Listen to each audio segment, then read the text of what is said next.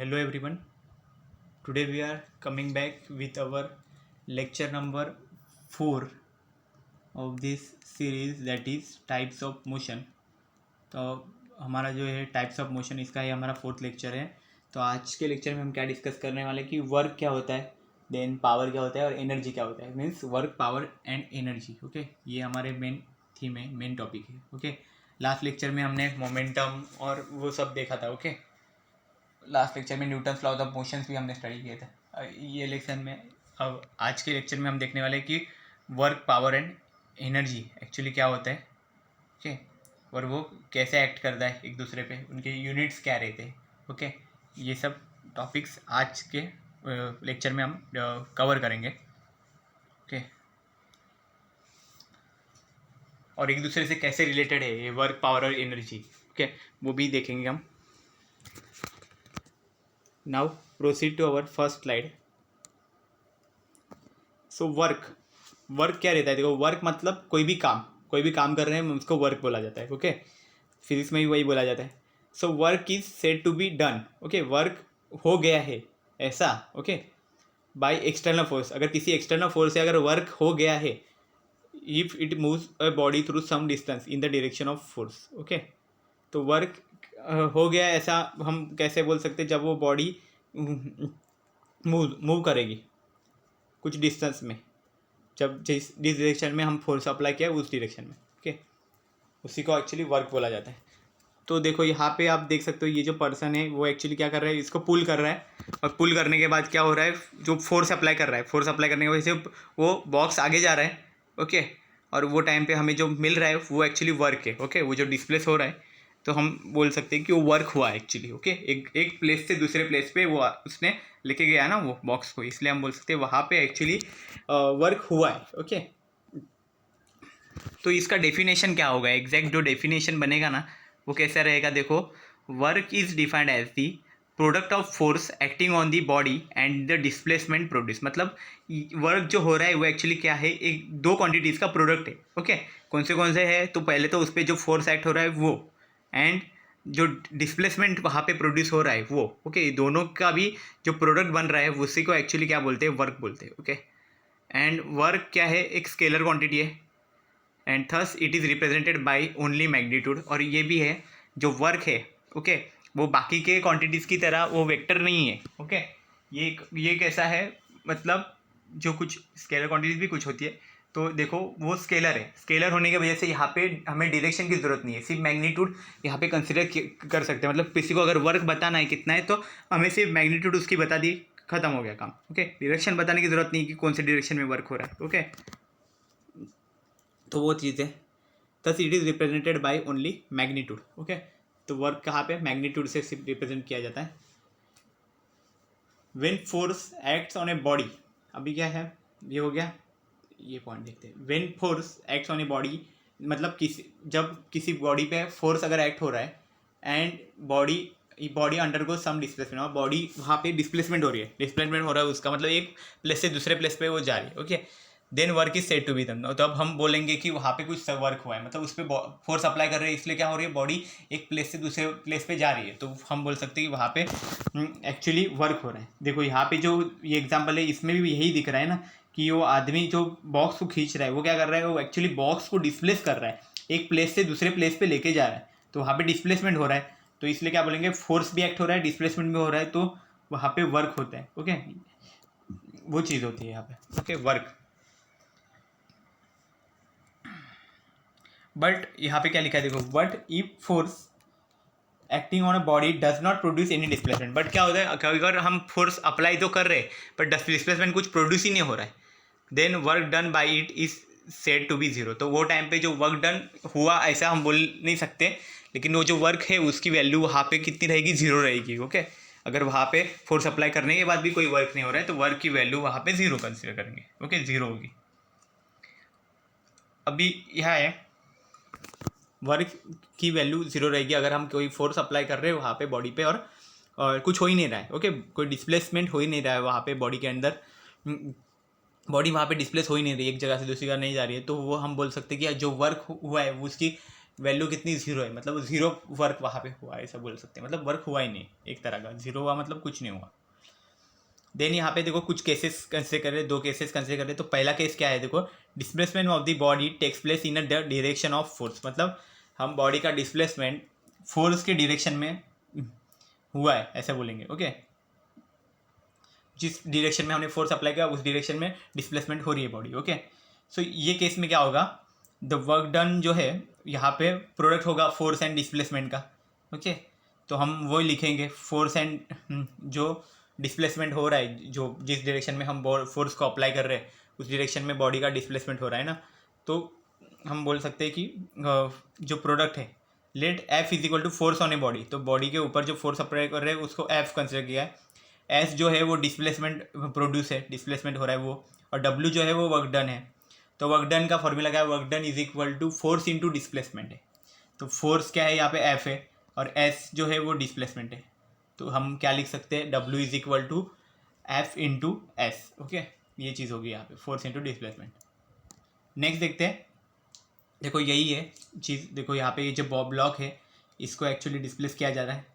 Okay, ये final पे चला गया, ये पहले इनिशियली यहाँ पे था रुका हुआ, बाद में इसमें फोर्स अप्लाई किया, ये यहाँ पे चला गया। ओके, तो अगर फोर्स हमने यहाँ पे अप्लाई किया इस डायरेक्शन में, ओके, तो वो कितना बनेगा, यहाँ पे कुछ एंगल है, और यहाँ पे क्या है, देखो ये सर्कुलर है, ये भी सर्कुलर है, तो यहाँ पे जैसे ही फोर्स एक्ट हुआ, ओके, तो कितना हुआ, वो यहाँ पे एंगल फॉर्म किया उसने, थीटा एंगल फॉर्म किया, मतलब एंगुलर फोर्स यहाँ पे हुआ है। ओके, मतलब वो टॉर्क था एक तरह का, तो इसलिए ये एफ कॉस थीटा के फॉर्म में आएगा। अब इस केस 2 में देखो क्या है, डिस्प्लेसमेंट है, displacement of a body does not takes place in the direction of force, मतलब हमने फोर्स तो अप्लाई किया बट उस डायरेक्शन में एक्चुअली डिस्प्लेसमेंट नहीं हो रहा है बॉडी का। ओके, ये हमारा केस 2 है। सेकेंड केस में क्या हो रहा है कि बॉडी पे फोर्स तो अप्लाई किया है बट उसी डायरेक्शन में बॉडी के ऊपर किसी भी तरह का फोर्स एक्चुअली हो ही नहीं रहा है। ओके, बॉडी मतलब डिस्प्लेस नहीं हो रही है, मतलब बॉडी पे फोर्स तो अप्लाई किया पर वो वहाँ से हिली नहीं, वहाँ से बिल्कुल भी डिस्प्लेस नहीं हुई। सो ये केस है। Consider motion of hand roller on the ground. Okay, तो ग्राउंड पे जो प्लेन करने के लिए एक रोलर रहता है, ओके, क्रिकेट ग्राउंड पे आपने देखा होगा, तो अगर वो उसको कैसे हाथ से खींचा जाता है ना उसको। ओके, सो क्या हुआ, hence force and displacement are not in the same direction. Okay, तो उसमें क्या रहता है कि उसको फोर्स दूसरी जगह पे हमने अप्लाई किया। ओके, हम क्या करते हैं, अपोजिट डायरेक्शन में उसको फोर्स अप्लाई करते हैं। ओके, तो यहाँ पे क्या होता है, जो फोर्स है और डिस्प्लेसमेंट रहता है सेम डायरेक्शन में नहीं होते वहाँ पे। Okay, hence the magnitude of the component of force which is in the direction of displacement is consider, thus work done is the product of component of the force and the direction of motion and the displacement. Okay, तो work done जो है वो actually क्या होता है, product of क्या है, component of force in the direction of motion, जो फोर्स है वो एंड द डिस्प्लेसमेंट, मतलब इन दोनों का ये प्रोडक्ट रहेगा। लेट एफ जो फोर्स है बॉडी के ऊपर वो है, थीटा क्या है यहाँ पे, angle between the force and the motion produce. Okay, जो फोर्स रहेगा और जो मोशन रहेगा वो दोनों के बीच में, मतलब यहाँ पे हमने देखा वो फोर्स है और ये मोशन है, दोनों के बीच में एंगल है थीटा। ओके, वो चीज़ है।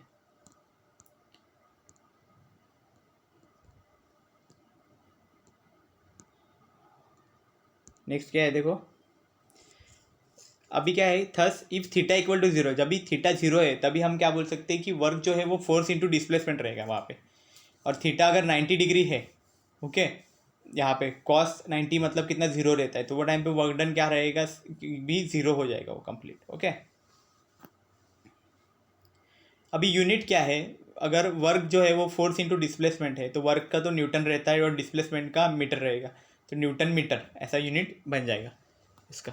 ओके, ऐसा यूनिट क्या रहेगा, न्यूटन मीटर, और जूल भी बोलते हैं, वर्क का और एनर्जी का यूनिट सेम रहता है, वो जूल भी हो सकता है। ओके ना, अभी 1 newton metre equal to 1 joule. Okay, ऐसा भी कंसिडर किया जाता है।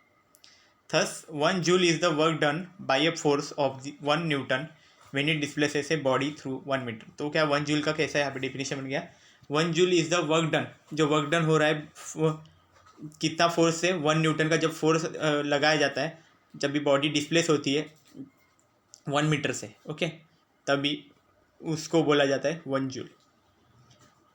अभी CGS यूनिट क्या है देखो, CGS यूनिट जो रहता है वो अर्ज, और अर्ज बोलते हैं या फिर अर्क बोलते हैं, ओके, ERG। और जो MKS यूनिट ऑफ वर्क है वो क्या है, तो वो तो जूल ही रहेगा, ऐसा है MKS वो सेम रहता है। Work can also be represented in units of power into time. तो पावर इन और टाइम जो है, पावर इनटू टाइम, ये इनके यूनिट्स में भी वर्क को हम रिप्रेजेंट कर सकते हैं। Thus kilowatt hour is also the unit of work. तो किलोवाट हावर ये भी एक्चुअली क्या है, वर्क का यूनिट है, ओके। वो किससे आया, पावर इनटू टाइम, ये इससे बना। 1 kilowatt hour is the work done in 1 hour if an agent is working at the rate of 1 kilowatt, okay. तो 1 किलोवाट का भी यहाँ पे डेफिनेशन लिखा है। ये क्या है एक्चुअली, वर्क डन है जब 1 आवर में जितना भी वर्क डन हुआ है वो जो टाइम पे कोई एजेंट है, okay, external agent, okay, is working at the rate of 1 kilowatt. 1 kilowatt का के रेट पे वो वर्क कर रहा है उस टाइम पे, ओके। नेक्स्ट देखते हैं पावर। अभी नेक्स्ट जो क्वांटिटी है वो पावर है। तो पावर क्या चीज़ रहती है, देखो पावर तो हमने बहुत सुना हुआ है, power is defined as the rate of doing work with respect to time. तो पावर क्या रहता है कि जो कुछ वर्क कर रहे हैं हम किसी पर्टिकुलर टाइम पे, ओके, उसी को एक्चुअली उसका पावर बोला जाता है, ओके। इसलिए क्या बोला गया है, रेट ऑफ डूइंग वर्क, मतलब जो वर्क का जो रेट है, okay, with respect to time, time के साथ कितना हो रहा है वो। And it is measured by the ratio of work done to the time taken, मतलब जितना टाइम लगता है वर्क करने के लिए उसी को एक्चुअली बोला जाता है पावर, ओके। मतलब कि टाइम जो लगता है वो और वर्क डन, इन दोनों का रेशियो, अगर वर्क डन और टाइम जो लगता है वो, ओके, वर्क करने के लिए, इन दोनों का जब रेशियो लेते हैं तभी हमें एक्चुअली पावर क्वांटिटी मिलती है, ओके। पावर ये क्वांटिटी रहती है। और ये क्वांटिटी कैसी है पावर, ये स्केलर है, ओके। मतलब वर्क पावर ये दोनों भी क्वांटिटी स्केलर हो गई, ओके। स्केलर होने की वजह से क्या होता है, यहाँ पे सिर्फ इसकी क्वांटिटी मतलब इसका मैग्नीट्यूड देखा जाता है, इसका डायरेक्शन ज़रूरत नहीं है, ओके। पावर कौन से डायरेक्शन में जा रही है, किस आ रही है, कुछ उसका कुछ ज़रूरत नहीं है, बस कितने अमाउंट में आ रही है, कितना मैग्नीट्यूड है उसका, ये ज़्यादा मैटर करता है, ओके। तो पावर में क्या, स्केलर क्वान्टिटी है ये पावर। अभी यूनिट क्या है पावर का, पावर का यूनिट कैसा आएगा, तो वर्क डन है और नीचे टाइम है, तो वर्क डन मतलब क्या रहेगा, वो जूल रहेगा, ओके, या फिर न्यूटन मीटर रहेगा। और जो टाइम टेकन है वो सेकंड रहेगा, तो न्यूटन मीटर पर सेकंड आएगा या फिर जूल पर सेकंड, ओके। या फिर और एक यूनिट है वो है वैट, वैट बोला जाता है जूल पर सेकंड को भी। तो पावर का यूनिट वैट ही यूज़ करते हैं mainly, SI unit mostly. So the SI unit of power is क्या, 1 watt. 1 watt is equal to 1 joule per second, और क्या आएगा, equal to 1 newton metre per second, okay. ये एक्चुअली क्या है, पावर के SI यूनिट्स है। So SI unit of power is the 1 newton metre per second, okay, या फिर 1 joule per second, okay. Main watt ही यूज़ करते हैं SI unit. Thus if 1 joule of work is done in 1 second then power is said to be 1 watt, okay. तो 1 VAT का भी definition लिखा है, कितना है कि अगर 1 सेकंड में 1 जूल का अगर वर्क किया जाता है तो हम वो टाइम पे जो पावर होगी उस पावर को क्या बोला जाएगा, 1 वैट पावर है, ओके। 1 वैट अमाउंट की वो पावर है, ऐसा हम वो टाइम पे बोल सकते हैं, ओके। तो ये एक्चुअली पावर का क्या हो गया वहाँ पे, 1 वैट का एक्चुअली डेफिनेशन यहाँ पे ये फॉर्म हो गया, okay, in terms of power, okay, work and power. that is if 1 joule of work is done in 1 second then power is said to be 1 watt, okay। Next देखते हैं अभी energy. देखो work हो गया, power हो गया, अभी energy, third quantity आ गई एनर्जी, ओके। तो एनर्जी क्या चीज़ रहती है, देखो एनर्जी हमने सुना हुआ है, हर जगह पे एनर्जी रहती है, पूरा यूनिवर्स में हर कोई ऐसी चीज़ नहीं है कि जहाँ पे एनर्जी नहीं होगी, हर जगह पे कोई ना कोई एनर्जी तो होती है, प्रेजेंट होती है, ओके।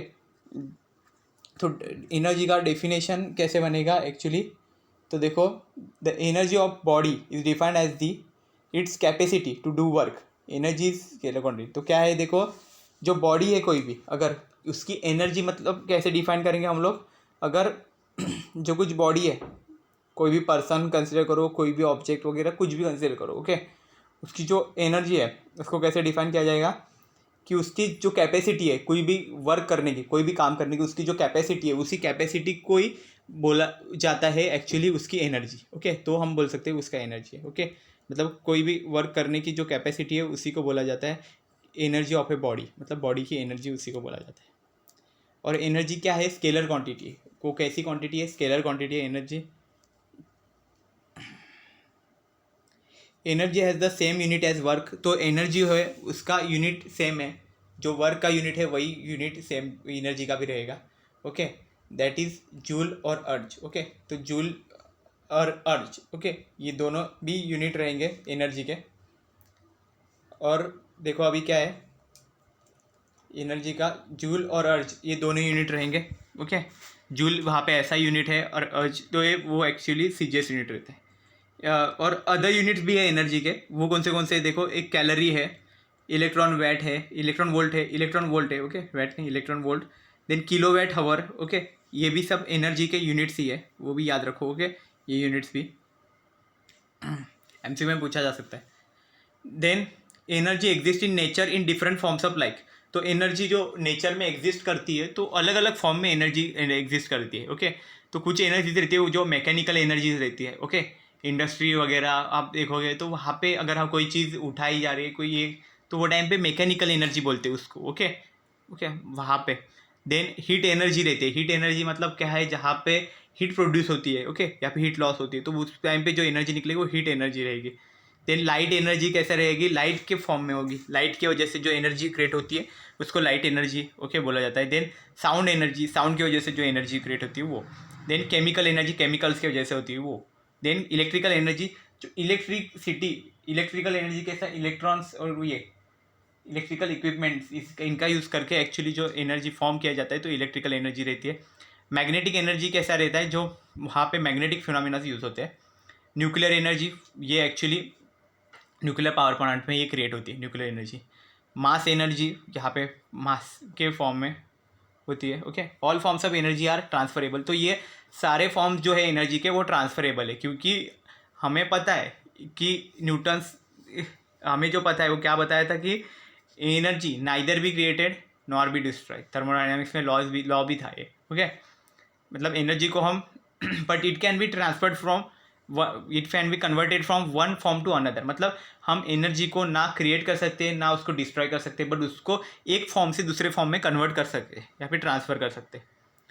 देखो एग्जांपल क्या है, light energy can be converted into electrical energy. Photo electric effect जो था ना, हमने देखा था ओके थर्ड यूनिट में। ओके, फोटो इलेक्ट्रिक इफेक्ट में क्या होता है कि जो लाइट एनर्जी है वो इलेक्ट्रिकल एनर्जी में कन्वर्ट हो जाती है। ओके, ये एग्जाम्पल ही है एनर्जी का, और ये बेस्ट एग्जाम्पल है एनर्जी का आपको याद रखने के लिए। ओके, इजीली आप याद भी रख सकते हो। यहाँ पे हमने स्टडी भी किया हुआ है फोटो इलेक्ट्रिक इफेक्ट। तो उसमें क्या रहता है कि जो लाइट एनर्जी है, जो फोटॉन्स के फॉर्म में जो एनर्जी मिल रही है वो लाइट एनर्जी। ओके, उसको कैसे जैसे ही वो फोटॉन्स आते हैं तो उसके बाद जो इलेक्ट्रॉन्स रहते हैं ओके ओके उसके फॉर्म में उसको कन्वर्ट किया जाता है, क्योंकि वहाँ से फिर हमें करंट मिलता है ना, वहाँ पे वोल्टेज बढ़ते जाता है। तो हम बोल सकते हैं कि वहाँ पे जितना ज़्यादा लाइट उतना ज़्यादा करंट आ रहा है, फोटो इलेक्ट्रिक करंट। तो इसलिए हम बोल सकते हैं वो जो लाइट है वो एक्चुअली इलेक्ट्रिकल एनर्जी में कन्वर्ट हो गई है। लाइट एनर्जी का कन्वर्जन किस में हो गया है? इलेक्ट्रिकल एनर्जी में हुआ है। ओके, तो ये किस में हुआ? फोटो इलेक्ट्रिक इफेक्ट में हुआ था, आइंस्टाइन ने जो दिया था वो। अभी क्या है, two common forms of energy are. तो एनर्जी क्या है, उसके दो कॉमन फॉर्म भी है। ओके, कौन से फॉर्म है? तो पहला है पोटेंशियल एनर्जी एंड सेकंड है काइनेटिक एनर्जी। तो क्या रहता है ये पोटेंशियल, क्या रहता है काइनेटिक एनर्जी, वो देखो कैसा रहता है। पोटेंशियल एनर्जी देखो कैसा है, अभी पहला ये कंप्लीट होने दो। देखो यहाँ पे अब ये पूरा ब्रिज है बड़ा सा, अभी इसके ऊपर वो लड़के को ऊपर जाना है। ओके, ऊपर जाना है मतलब तब तक उसका पोटेंशियल एनर्जी बहुत हाई हो जाएगा जब ये ऊपर जाएगा तभी। ओके, और जैसे ही वो उसने नीचे गया तो यहाँ पे उसका काइनेटिक एनर्जी बढ़ गया, और जैसे काइनेटिक एनर्जी बढ़ेगा पोटेंशियल एनर्जी कम कम कम होते जाएगा। क्योंकि टोटल एनर्जी कैसा रहता है, टोटल एनर्जी में कुछ पार्ट रहता है काइनेटिक एनर्जी, कुछ पार्ट रहता है पोटेंशियल एनर्जी का। ओके, तो जब भी बॉडी रेस्ट पे रहेगी तभी उसका पोटेंशियल एनर्जी बहुत ज़्यादा रहता है। ओके ओके, और जब भी वो मोशन में रहेगी तभी उसकी काइनेटिक एनर्जी बहुत ज़्यादा रहती है। ओके, तो ये चीज़ रहती है। बट ये दोनों की वैल्यू भी कैसे रहती है? कांस्टेंट हो जाती है। एनर्जी की वैल्यू कांस्टेंट होती है, मतलब अगर काइनेटिक एनर्जी बढ़ रही है तो पोटेंशियल एनर्जी कम हो गया, पोटेंशियल एनर्जी बढ़ रही है तो काइनेटिक एनर्जी कम होती जाएगी। ओके, ऐसा है। रेस्ट पे काइनेटिक एनर्जी कुछ भी नहीं रहती और पोटेंशियल एनर्जी वहाँ ज़्यादा रहती है। नेक्स्ट देखते हैं, इक्वेशंस देखते हैं अभी पोटेंशियल एनर्जी और काइनेटिक एनर्जी, ये इनके क्या इक्वेशंस फॉर्म हो रहे हैं। ओके, वो देखते हैं। तो देखो, जो मैकेनिकल एनर्जी है बॉडी की, okay, exist in the form of kinetic energy and gravitational potential energy. तो मैकेनिकल एनर्जी, ये kinetic energy and gravitational potential energy, इसके फॉर्म में वो एक्चुअली एग्जिस्ट करती है। तो पोटेंशियल एनर्जी कैसा रहता है, देखो, the energy possess by body due to its position is called as potential energy. मतलब बॉडी की जो पोजीशन है उसके वजह से जो उसमें एनर्जी आती है, वो एनर्जी को क्या बोला जाता है कि पोटेंशियल एनर्जी बोला जाता है। तो क्या बोला है, देखो, अर्थ attracts any body placed on it और क्लोज टू इट। मतलब अर्थ क्या करता है, उसके क्लोज कोई भी बॉडी है उसको अट्रैक्ट कर देता है वो। ओके, उसके ऊपर या फिर उसके बॉडी जो क्लोज रखा गया है उसको अट्रैक्ट करता है। तो कोई बॉडी कंसिडर करो जिसका मास m है, उसको एक किसी h हाइट तक उसको अगर मतलब ग्राउंड सरफेस जो है उसके हाइट h तक उसको लिफ्ट कर दिया, ओके, ऊपर लिया, देन वहाँ से रिलीज कर दिया, it will fall to the ground, वो नीचे गिर जाएगा ग्राउंड पे, and work done will be equal to, तो वहाँ पे जो वर्क डन होगा वो कैसा रहेगा, मास देन ग्रेविटेशन एक्सेलरेशन एंड उसका हाइट, दोनों तीनों का प्रोडक्ट किया जाएगा। ओके, mgh करके। ओके, तो वहाँ पे पोटेंशियल एनर्जी कितनी होगी, तो वर्क डन कितना होगा, mgh, और उसी को बोला जाता है एक्चुअली उसका पोटेंशियल एनर्जी। तो कितना होगा पोटेंशियल एनर्जी, क्या होगा, weight into height. Okay, weight into height होगा पोटेंशियल एनर्जी। और जो पोटेंशियल एनर्जी का अभी फॉर्मूला बनेगा, वेट क्या है, mg है यहाँ पे, तो कितना बनेगा, ये फॉर्मूला है, potential energy is equal to mgh। Okay, mass into gravitational acceleration into mass into gravitational acceleration, actually क्या बनता है, वेट बनता है, और जो हाइट है उसको भी मल्टीप्लाई करना पड़ेगा उसके साथ, तो ये बनेगा mgh। ये एक्चुअली है हमारा पोटेंशियल एनर्जी। अभी ऐसा यूनिट क्या है पोटेंशियल एनर्जी का, तो एनर्जी है तो इसका यूनिट तो जूल ही लिखो, जूल या फिर न्यूटन मीटर। ओके, अभी काइनेटिक एनर्जी क्या आएगा, काइनेटिक एनर्जी देखो कैसा रहता है, the energy possessed by body by virtue of its motion is called as kinetic energy. मतलब बॉडी जब मोशन में होगी तब उस पर जो एनर्जी एक्ट होगी, वो एनर्जी उसमें जो पजेस होगी वो कितना रहेगा, वो एक्चुअली रहेगा काइनेटिक एनर्जी, वो एक्चुअली रहती है काइनेटिक एनर्जी जब बॉडी मोशन में होगी तब।